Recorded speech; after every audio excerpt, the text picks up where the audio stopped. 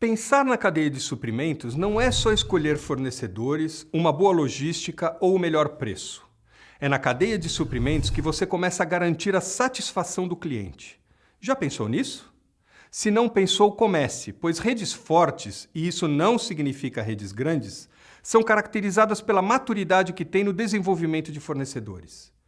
Como fazer isso? É o que você vai saber com Simone Galante, diretora da Galunion Consultoria e Gestão. Simone, obrigado por estar aqui. Primeiramente, eu gostaria de saber quais são os erros básicos de cadeia de suprimentos que acontecem nas franquias que você vê no dia a dia do seu trabalho. O erro mais básico que eu vejo é as pessoas só se preocuparem em selecionar os melhores fornecedores, ter os melhores preços e garantir o abastecimento das lojas na qualidade que se precisa. Obviamente, isso é básico, isso precisa ser feito. Mas, de fato, uma área de suprimentos que está dando muito resultado é aquela que garante a expansão dos negócios. É aquela que garante, por exemplo, a satisfação dos clientes também. Então nós estamos falando de satisfação de cliente visto sob a ótica de quem compra. De quem compra, sim. Porque imagina se alguém pega e resolve reduzir custo mexendo na qualidade do produto. E você consegue até um melhor resultado, mas a satisfação do cliente vai embora e ele não volta. E uma das coisas mais importantes em toda a rede é o cliente fiel. Aquele que volta todo dia e compra mais e sustenta o crescimento da rede. Agora, por exemplo, se você tem um produto cheio de elementos, totalmente complexo na ponta, e uma pessoa que compra, ela compra um pedacinho daquele produto, como é que você faz ela entender que ela tem relação com a fidelização do cliente e com a qualidade global do produto? Bom, como em todos os lugares, existe uma questão de liderança. Então, quem lidera uma área de compras e logística tem que pensar em falar, sim, sobre o negócio como um todo com os seus colaboradores. Então, eles têm que saber que aquele pedacinho vai chegar e vai ter um produto diferente lá na frente. E essa integração é uma das coisas principais nos processos de compras. Você saber a influência de cada um dos elementos e garantir essa comunicação, desde o fornecedor até a ponta lá na loja. Como é que se aplica isso na prática, Simone? Como é que se consegue isso? Na prática, são desde reuniões de lançamentos de produtos, um novo produto que vai entrar, então você reúne todo mundo e diz o que tem dentro dele e como que cada um é importante para garantir que aquele produto está ok. Existe também uma prática que é harmonizar qual é a especificação do produto. Então, por exemplo, eu quero uma carne desse jeito, com esse corte. Então, a área de gastronomia, se a gente está falando de uma rede de alimentação, sabe o que ela quer, a área de operações diz quanto que ela quer de rendimento dessa carne e a área de compras vai e checa se existe um fornecedor disponível nessa qualidade e no preço que se quer para a rede. Aí se harmoniza, então, o que se quer, para que possa ser bem comprado. Aproveitando esse gancho que você me deu, voltando ao fornecedor, fornecimento, então, me parece que é muito uma relação de confiança. Sem dúvida. Você pode ter fornecedores que te geram o tempo todo problemas de logística de entrega, problemas de qualidade de produto, aumento de preço sem avisar, enfim, uma relação de baixa colaboração, de baixa confiança. E você pode também ter seus aliados de negócio. São aqueles que você consegue trabalhar com alta colaboração, alta confiança, você planeja junto o crescimento, você consegue estabelecer como que é essa questão de aumento de preços, como é que é bom para os dois lados, porque você também não quer um fornecedor que de repente tenha um problema financeiro e não te entregue mais nada porque quebrou. Então você realmente tem que ter um cuidado, uma responsabilidade em estar trazendo isso para o negócio. E esses fornecedores que são os aliados te ajudam a vender mais. E muitas vezes não é nem o melhor custo, mas sim o que vai ser muito melhor para o teu negócio. Agora, Simone, me explica uma coisa, porque existe uma relação, quando você tem uma relação de confiança com um fornecedor, você tem a tendência de ficar só nele, tá certo? Como é que você faz para fazer equação de preço, de negociação, de comparação, se você faz uma cadeia muito fechada de fornecedores? Então, você precisa primeiro conhecer muito bem o seu negócio. Se o seu negócio, por exemplo, tem commodities associadas ao seu negócio, as pessoas que cuidam da área de compras têm que ter capacitação para conhecer a dinâmica desse mercado. Então, eu sei o que está acontecendo. O petróleo influencia? Alguma exportação influencia? Então, eu sei que aquilo vai trazer uma questão nova de preços para mim e eu preciso estar preparado para aquilo. Então, conhecer essa dinâmica de mercado, acompanhar o que está acontecendo no mercado, entender também, por exemplo, eu tenho uma relação de fidelidade com o fornecedor, por exemplo. No entanto, eu tenho um risco, porque se ele tiver, por exemplo, só uma fábrica, como é que fica se houver um incêndio? Eu posso ter um problema uma ruptura de abastecimento. Então, qual é o plano para a gestão de crise disso? Então, como é que eu gerencio riscos? Porque a gente tem uma questão, Cláudio, que normalmente as áreas de compras estão super ocupadas garantindo o abastecimento do dia a dia, garantindo que chegou o produto. Depois preocupado se chegou na qualidade que eu preciso, depois olhando o custo dele, mas dando muito pouco tempo para... Não olha o custo em primeiro lugar? Às vezes não dá para olhar o custo em primeiro lugar. Porque às vezes eu estou numa rede, eu não posso ter ruptura de produto. Se não tiver um pão, eu não faço sanduíche. Então, eu primeiro garanto que exista o abastecimento. Eu garanto quantidade, em seguida a qualidade, em seguida o preço que eu preciso. E se eu conseguir trabalhar mais inovação e serviço, nossa, maravilha. Porque aí sim eu trago muito mais valor para o meu negócio. Mas com essa lógica, a rede não fica muito refém do fornecedor? Não se ela trabalhar vários elementos em conjunto. Então, se ela fizer o planejamento em conjunto, se ela tiver muito claro qual que é a relação de aumento de custos. Então, tem uma transparência, por exemplo, com planilhas mais abertas de custos, que várias redes fazem. E com isso ela pode ganhar muito com aquele fornecedor sendo aliado nas inovações. Vou te dar um exemplo. A gente trabalhou com uma rede que estava numa possibilidade de crise de abastecimento por falta de pão no Brasil. E ela tem um fornecedor internacional bastante importante no mercado e que não fazia o produto deles aqui no Brasil. Eles conseguiram trabalhar em alta colaboração, colocaram uma planta nova, uma fábrica nova aqui no Brasil. O fabricante de pão, isso. Isso, fabricante de Certo. pão.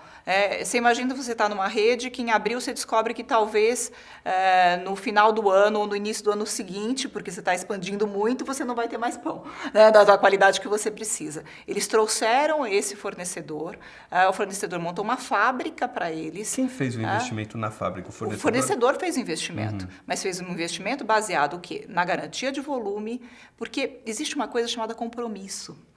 Então, se eu tenho um compromisso bem estabelecido entre as pessoas e as empresas, isso normalmente se dá um ritmo bastante positivo. Nesse caso, eles tiveram total transparência na planilha de custos, tiveram nos investimentos, tiveram na planilha de informação de preço de venda, o produto veio com boa qualidade, o produto veio com uma melhoria de custo. Para quê? Para garantir esse abastecimento e garantir essas relações. Quando se tem um aumento de um produto muito forte no mercado, eles já estão regulados por essa forma de transacionar. Então, eles não sentem tanto. Aí você não está falando só de cadeias de redes muito maduras? Como é que ficam essas redes menores que não têm condição, por exemplo, de negociar com um fabricante desse, fazer um aporte, um investimento desse tamanho, desse volume no país? Como é que você faz para uma rede pequena conseguir criar esse tipo de vínculo nesse nível com o fornecedor? Olha, eu já trabalhei com startup, né? Quando você tem uma só que vai abrir, né? Então, a área de compras funciona como uma área de vendas, praticamente. Então, você primeiro fala, olha, esse é o meu plano, isso é o que eu quero, esse é o consumidor que eu vou trazer e esse é o meu conceito de negócio. Você topa vir comigo nesse projeto? Eu já vi fornecedores grandes se engajarem com redes pequenas por transparência. Por trabalhar com transparência, trabalhar com fidelidade e, com isso, conseguir também ter acesso às inovações. Mas existe alguma forma de medir o quanto uma cadeia de suprimentos madura termina beneficiando o crescimento e o resultado da rede? Sim, tem várias formas. Existem formas clássicas.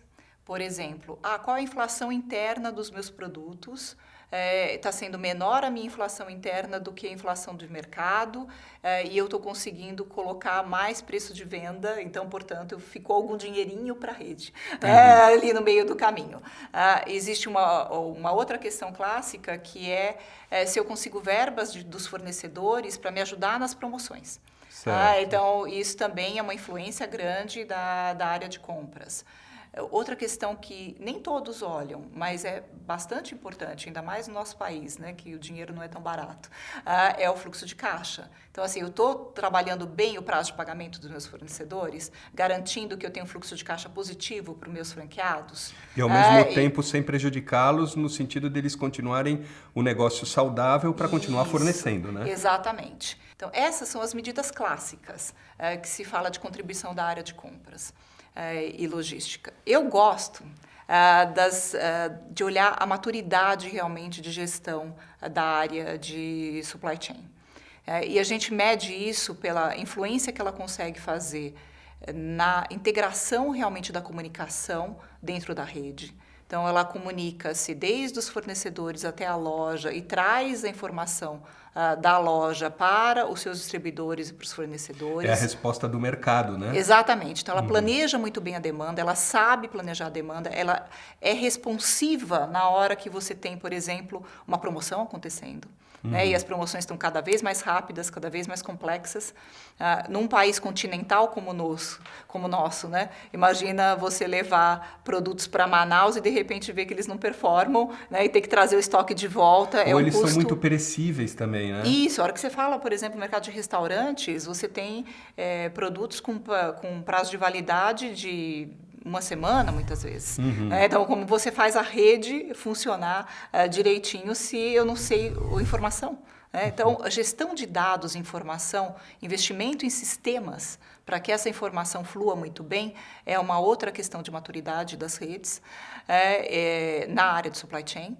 E a outra questão que tem bastante vigor hoje em dia é a questão do quanto ela vai. Né? Eu fico só na compra, eu fico só na compra e distribuição, eu vou cuidar de sistemas, de TI, ou eu vou também cuidar da qualidade, eu vou cuidar da sustentabilidade que essa cadeia de fornecimento está dando para o meu negócio. Agora, no que diz respeito a food service, que é a sua especialidade, quais são as características que são peculiares a esse tipo de atividade? Bom, vamos lá. Nossa praia a gente gosta muito. Primeiro, a gente está trabalhando com alimentos e, portanto, segurança alimentar é muito importante e isso se desdobra em cadeia de suprimentos, não só na especificação, mas também na temperatura controlada. Então, você tem uma logística com temperatura controlada e você tem produtos frescos que muitas vezes têm esse shelf life, esse prazo de vida muito pequenininho. Então, isso é particular do sistema de food service. Também a gente tem as promoções acontecendo cada vez com mais rapidez. Isso tem outros setores que também têm. No entanto, as de food service, normalmente as janelas de promoção são 6 semanas. Muitas redes trabalham assim, de 6 semanas a 8 semanas. Então, você tem esse prazo para garantir que tudo chegue no momento certo e recolher tudo para virar a outra promoção. Então, esse é um outro desafio ligado ao food. Existe a questão das commodities, a cadeia alimentar está cada vez mais globalizada, então a influência dos preços, se você não tiver atenção e monitoramento, você pode ter problemas graves. Preço e câmbio, né? Os dois, preço, né? Câmbio, aconteceu um problema sanitário na exportação para a Rússia e, de repente, você tem um desdobramento diferente nas carnes no Brasil. Então, se você não tiver realmente preparado para monitorar tudo isso e mitigar esses problemas, você pode ter problemas de rentabilidade dentro das redes. E para a gente terminar, Simone, eu queria saber se você pudesse enumerar os desafios do supply chain em redes de franquias para os próximos tempos. Quais são esses desafios? O que é que elas vão precisar mitigar? Bom, primeiro, saber trabalhar com essas promoções cada vez mais frequentes. Isso não vai mudar, vai piorar. A gente monitora o mercado americano já tem 12 promoções ao ano, tem redes fazendo. Então, tudo isso fica muito mais veloz. Então, trabalhar com tecnologia, E saber trabalhar dados, gestão de dados, é um ponto crucial para a cadeia de suprimentos. O outro é esse monitoramento de commodities, ou monitoramento de mercado e preços de mercado. Sim, a área de supply chain é responsável por deixar a sua cadeia cada vez mais rentável e mais robusta. A garantir que esteja chegando e que não dê ruptura em nada. E que eu tenha o produto disponível. Também, né? E nem sobre, porque aí também dói no bolso, né? É. Toda vez que sobra, dói no bolso, alguém tem que pagar a conta. E é bastante delicado, muitas vezes. E a outra questão que a gente tem, que está surgindo cada vez mais, é a questão de sustentabilidade. Então, quais são os fornecedores que de fato têm boas práticas nessa área e estão aptos a olhar esse novo consumidor, que está exigindo muito menos desperdício, exigindo outros tipos de materiais, exigindo que você prove a origem dos seus alimentos. Então, tem todo esse lado novo que é um grande desafio. Se você tivesse que dar uma recomendação para uma rede que não tem a sua cadeia de suprimentos madura, o que é que você diria? Capacite o seu time. Primeiro, desenvolva as pessoas. Faça com que elas tenham conhecimento a respeito de quais são as boas práticas de mercado. Olhe com atenção a relação com os fornecedores. Muitas vezes as pessoas querem o cliente super fiel, mas não estão nem aí, desculpa a expressão, mas para ser fiel com o seu fornecedor. Então não tem coerência. Então ter um pouco mais de coerência também eu recomendo. Mas primeiro o time. Fortaleça o seu time, tenha gente boa e capaz de gerar a performance que você precisa. Obrigado pela entrevista. Obrigada a vocês.